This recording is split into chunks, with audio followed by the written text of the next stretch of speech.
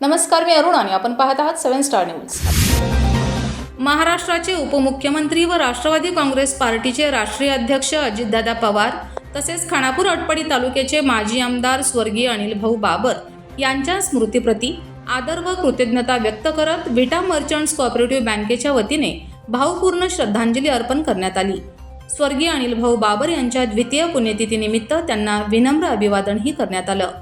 विटा merchants cooperative बँकेच्या प्रधान कार्यालयात आयोजित या श्रद्धांजली कार्यक्रमात वातावरण भावनाप्रधान झालं होतं। सामाजिक, सहकार आणि राजकीय क्षेत्रात मोलाचे योगदान देणाऱ्या या नेत्यांच्या कार्याचा यावेळी उपस्थितांनी आदरपूर्वक उल्लेख केला।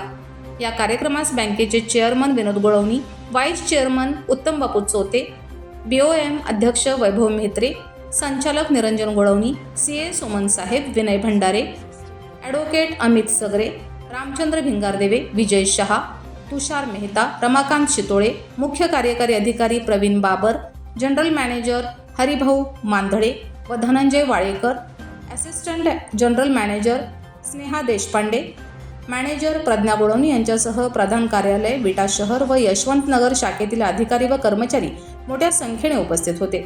या श्रद्धांजली कार्यक्रमातून समाजासाठी झटलेल्या नेतृत्वाबद्दल कृतज्ञता व्यक्त करत त्यांच्या कार्याचा वारसा पुढे नेण्याचा संकल्प उपस्थितांनी व्यक्त केला।